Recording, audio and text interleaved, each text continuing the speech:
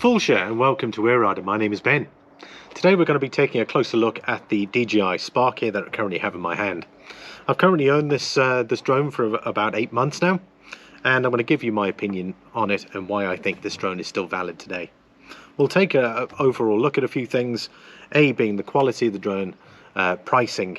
We're also going to have a look at some of its features, flight time, the wind resistance, price, and of course depreciation. But overall, I've been very pleasantly surprised with this drone. So I hope that for those that are looking first time looking at getting a drone, this could actually help you. Now, for those that know my channel, obviously I'm currently make scenic videos of Ireland, and I've done numerous videos there. You're welcome to check my content by checking my main page. And obviously in them I feature drone footage where possible. Now I mean where possible, obviously in places where drones are restricted, unfortunately I'm not able to use a drone there obviously. But at least it'll give you some idea on some of the footage that I have taken with this particular drone is something like this.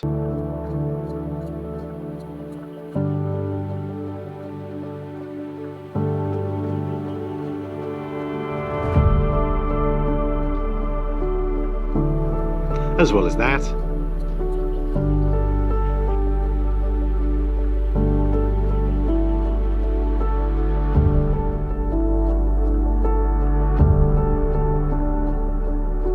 And taking a closer look like that.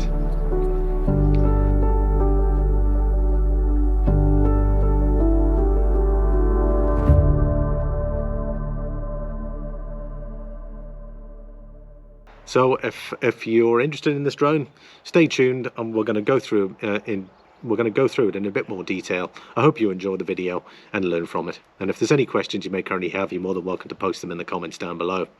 Don't forget to like the video, and of course if you're overall happy with the content that is currently available on my channel, please subscribe. But anyway, let's start off with the first topic. Right, if we take a look at the overall package of what I purchased, so obviously we have the drone itself. That's the main feature of the actual package. There is a handy DJi carry case, and of course the drone fits in here, so it's handy when you're traveling. You're able to put the actual drone actually into it, which is great, and it comes with 2 additional batteries and some spare propeller guards. There's also a charging hub.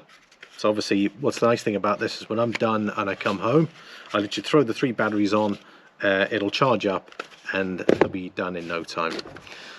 The remote control is just fabulous. I know I've seen various videos where when earlier on when the remote was not available, obviously this is the remote that came with the combo package. I think it's great, really nice quality to it. The range is great on it. Everything feels good. So we'll go into the quality of it shortly, but that's included. There's a very nice carry case as well, and everything's DJi logoed on it, so you can be rest assured that is going to come with it. Propeller guards, I've used these a couple of times when I was getting used to the drone. This is my first drone, so it was handy to try them out, and obviously I've had a couple of close calls with it earlier on, but nowadays I don't use them. There's too much time involved. There's a charging connector which connects to the hub over here, and again that's all DJi branded. So you know, the quality, and even though it's their cheaper drone when they launched it at the time 5 years ago, the drone weighs about 300 grams, so it's still a nice quality item, and we're going to go into the quality shortly. Well, if we look at the quality of the items that you're going to get, first of all, the drone itself. The drone, I've been very surprised with this particular drone, and even the camera quality. I know the camera lens is limited. It does not shoot in 4K, but it does shoot in obviously full high definition. And the motors and that are really nice quality. The blades as well, I've caught them on long grass, but the long grass has actually gone through them or wrapped around it and obviously turned the motor off, but then I just unravel it and it starts up no problem at all. Obviously the kind of feel of the actual drone itself is great. The batteries really just clip off and clip on. They feel really good. it just clips on like that. So I know generally when I try and film 3 locations, for instance, I will use 1 per location for the battery, so I know that I'll probably get a good 10-12 minutes with the actual batteries. And the plastics and that look fairly good. It has the obviously the lights on it as well to show people that there's a drone flying up, and obviously it has the safety lights. So it also gives you green, red, so it lets you know exactly what the drone is doing, whether it's recording, whether it's not recording. So overall, I just think it's a really nice quality drone. The remote is just fantastic. Like all the buttons that you press here, everything feels really good. I've had no issues with it. You can see it there. Everything runs and operates really nicely. The buttons all work. To switch the remote on, you just hold it down and it beeps. There's 2 different, every time you press something as well, it feels really good. When you want to turn it off, it'll make that sound as well. So the off and on sounds are quite different. And obviously the lighting will come on here. That's telling you that it's off. It'll go red. There's a little red and green light there. That lets you know when the remote is actually connected with the device. There are some speakers there as well, because you can record sound as well when you're filming. And there's a USB kind of charging point there as well for the remote control. But still very nice. The plastics for all the propeller guards are superb. No issues with them at all, but really nice quality. And likewise the same for the charging USBs. They put little anti-slip guards there to make sure it doesn't slide off any surfaces and land on the floor and crash. They've used this kind of foam protection board. Everything feels good, and again the battery, the plastics are really good. So again, they've really done really well with the quality side of it. We're going to move on now to the features. Right, like I said initially, when I was looking at drones, I was thinking of going for the Mini first, because the quality of the lenses was a little bit better, but it didn't have a lot of the features that this little drone has. And particularly for my first drone, I wasn't really sure what to actually go for, because I needed something that offered some degree of quality with its imaging, but I also wanted some features. And you know, there are various features that you can get with it. There's a widget called, if I can call it a widget, called Quick Shots, and in that you can it has some presets there that you can use for some of the photography. So 1 being circle, 1 being droney, 1 rocket, and then it's also got a track as well, which is another one, and there's also a helix. I've used the circle and the helix and the droney before previously, but nowadays I sort of just control the drone myself to enable my to enable the best possible shot, because a lot of those presets don't last long. It's like, you know, 10, 12, maybe 15 seconds and then it stops. So I find that really useful. The collision avoidance sensor on the front here I think is really superb, and there is one on the bottom as well. So literally, even when I'm getting close to water, it'll pick up the water as surface and it won't actually go into it. I find that really good. The features on the gimbal, it's a 2-axis gimbal unfortunately, and I'd say that is probably one of the reasons why I don't use the presets too much, and I'll go into that shortly. Now the reason why I don't use the presets is because there's a 2-axis gimbal, which means that it'll go like that and then up and down, but it doesn't go from side to side. Now the benefit of the side to side action is it's going to be nice and smooth when you are getting those preset shots, because whenever I've filmed circle or helix, for instance, the kind of drone has to use its own body to pivot round to give you that shot, and unfortunately it is not smooth. So you either have to do it from further afield, which is the reason why I've done the helix, where it spirals round, and then literally it's just using its propeller mechanisms to actually move around the object. However, I think that would have been a major benefit if that was a 3-axis gimbal, because then it would have given you the smooth kind of photography where you would have got that side to side action instead of it constantly having to pivot round and giving that extra bit of work. It would probably also benefited the battery life. But anyway, overall I think it is a well packaged drone for what you get. And we're going to be taking a look at a few other things, but we're going to have a look at what's our next thing here. We're going to have a look at the lens. If we have a look at the lens, so like I said, it's full HD quality. Now a lot of people tend to film in 4K nowadays, and I suppose that is relevant, but is it really that relevant when everyone who uses their phones doesn't have 4K? So that's another reason why I'm saying there's a drone like this probably is still fairly relevant during these time periods, when I'd say the majority of people out there use their phones to look up videos, because even I'm guilty of it. If there's something I want to see, I'll go onto YouTube, I'll select it, I'll watch it, and I'm not going to watch it in 4K on my device. I'll either watch it in 720. This is 720 capable, so that's the highest resolution I get at 720 on my phone. Obviously I have a 4K TV, so I'm able to see the actual benefit of filming in 4K, but obviously that doesn't film in 4K, even though my GoPros do. So yeah, I don't think that's too much of an issue to be concerned with at the moment. The quality of the actual lens itself is still good, because it's going to give you shots like this.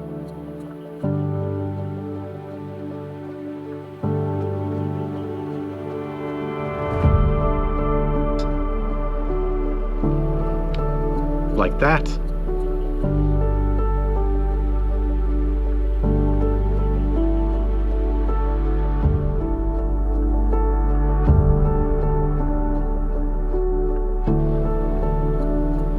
As well as that.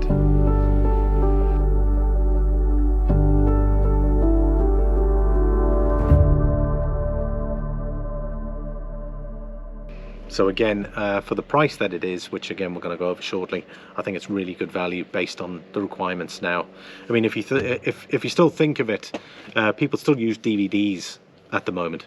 So even though we've moved on to Blu-ray, 4K, you know, people are still, you know, the DVD technology is still there, and you can still buy DVDs in the shop. Yet technology has advanced so much further, people are still buying DVDs. So, you know, is the technology going to change that much between full HD and 4K when, you know, we're still buying DVDs, which sort of first came out many years ago?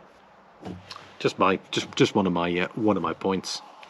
Anyway, we're going to be taking a look at the flight time. Right, so if we take a look at flight time, that's going to be our next topic. The batteries on these, when they first launched the DJi Spark, they claimed 16 minutes of flight time, which I suppose back then they were like, nah, that's okay, considering the 5 years ago where the state of drones were. But obviously now we're able to get up to half an hour on some of the DJi minis. But if you've got 3 of them, does it really matter? If you've bought this drone and you've only got 1 battery, I would strongly recommend you purchase some more of these, because it'll just give you that little bit extra of flight time when needed. Currently I've got 3. Most of the time, whenever I'm shooting my locations, I tend to spend 1 battery per location, but again, it just depends on the quality of the shot. If I get the shot right done and I can do it in half the time, great. That still means I've got half an hour extra for the next, sorry, not half an hour extra, but I've got half the battery life for the next shot. So I would strongly recommend you purchase some more of these. Otherwise, if you've got the combo pack, you're ready to go. But yeah, flight time on average about 10-11 minutes in most situations. It does depend a lot on the wind resistance, on the wind that is actually affecting the drone. So if there's a lot of wind, it's going to be using the rotors a bit more, and of course the battery power is going to go. Let's talk wind resistance. Now, a lot of the newer drones are all level 5 wind resistance, you know, where they've got like basically hurricanes blowing in. No, I'm kidding. But high levels of wind can affect the performance of a drone. I've been seriously blown away by how stable this drone is in very high winds. There was a day when I was filming the Gaelic statue, and I set out the drone. Please see the image. Sorry, not the image. Please see the video here.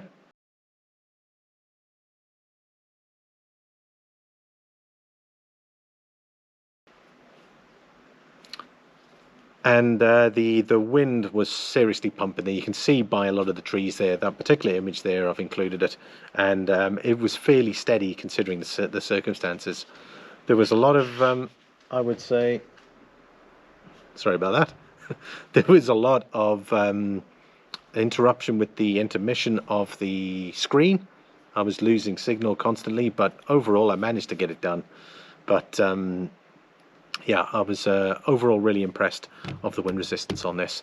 And I know, well, look, again, we got level 1, 2, and 3. I think they've got it, I think, at a low level, but I've managed perfectly fine in higher. Right, let's talk price.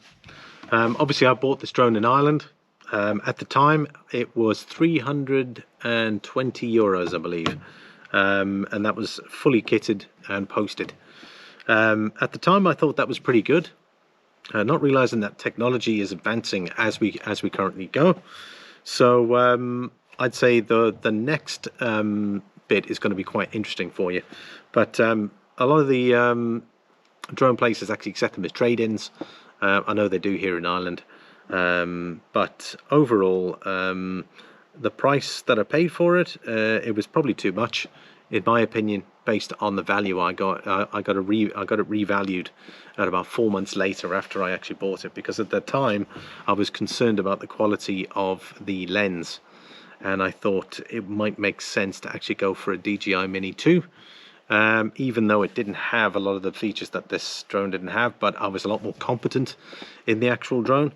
But there was a substantial trade-in value from whence I actually bought it, and I essentially had it out with the people that I actually bought it from, because everyone's quick to actually sell you drones, but they don't actually tell you anything about the regulations.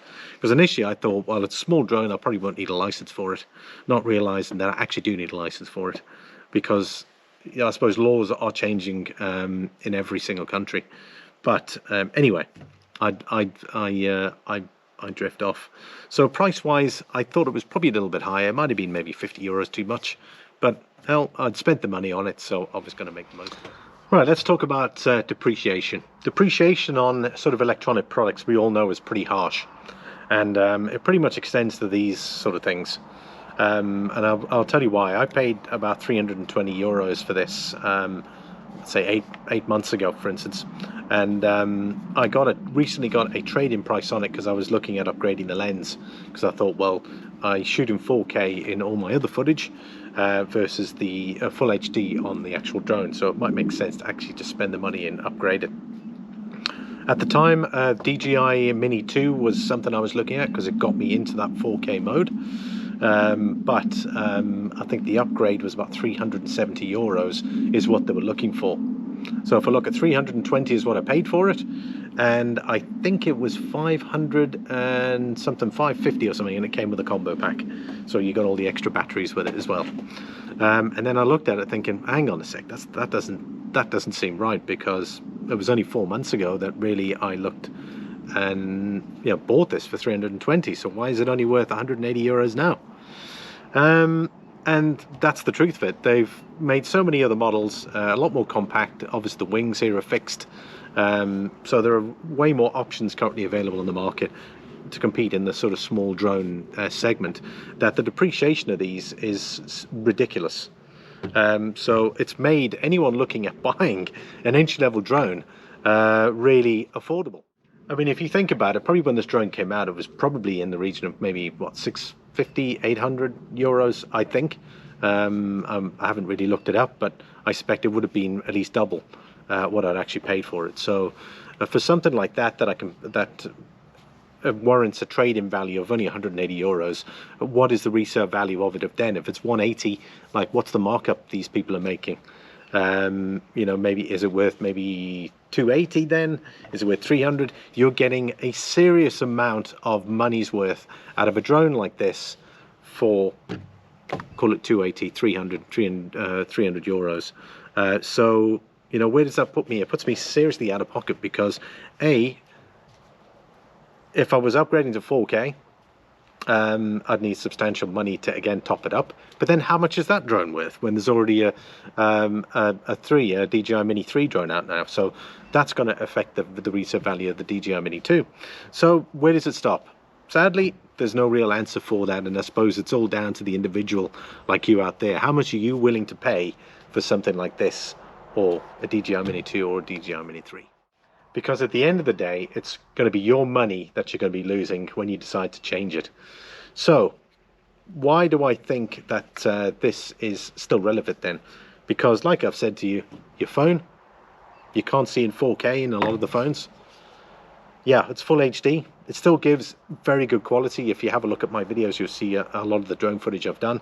It still gives you a really good quality film. And I suppose how much are you willing to spend? If you're willing to spend 600, 800, then no problem, go spend 600, 800. But every time you're going to upgrade, you're going to have to throw money into it. And with these things depreciating quicker than you can say Beelzebub, I would probably think that you'd have to be wise with regards to the way you actually spend your money. So at the moment, I'm not looking to change this. So from a depreciation perspective, they take heavy depreciation. I'd say at least 50% of what you spend. So just consider that 50% of what you paid is going to be depreciation when you decide to change it in a short period of time. Let's look at the final thoughts. So my final thoughts on this drone: I love the quality of it. The lens, I think I'm actually happy with. I haven't bothered to actually look at upgrading it currently at the moment. I probably will because as time goes on, but am I prepared to take a serious knock on depreciation value on these? Most likely not. I'm happy with this. I like the build quality, the way it feels in the wind. I'm really happy with what I bought here. Yeah, sure, battery life, look, again, it's not really an issue when you've got 3 batteries. So it still does a lot of the work I wanted to. It still looks great in the air. It glides. It's smooth. I mean, another feature is the sport mode, which is here. So sport mode, it enables it to go really fast, and I think it goes up to 60 kilometers now, something like that. It's super quick. So for me, the only problem is because of the 2-axis gimbal. That would be my only issue, is the sport mode doesn't work well when you're filming, because obviously it's pivoted. The lens is kind of jerky. I've tried it filming it, it doesn't work. Sport mode does not work when you're filming, especially when you want that kind of smooth filmmatography. So overall, look, I'm happy with it. I still think it's relevant considering how much these are worth.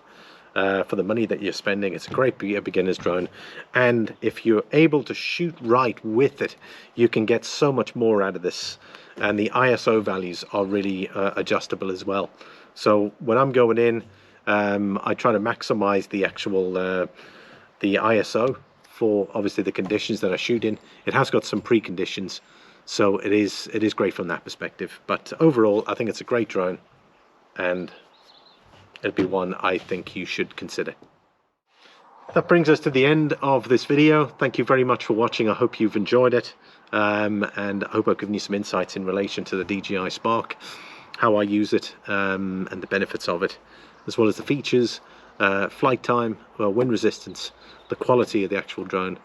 But feel free to drop some comments down below. I'll happily answer them for you, no matter your questions. Don't forget to like the video, and of course, please subscribe for more. And take a look at my other content as well, it might be of interest. But thanks for coming to visiting the channel. Hopefully you'll subscribe as well while you're here, and I hope you've enjoyed the video, and I'll see you all on the next one.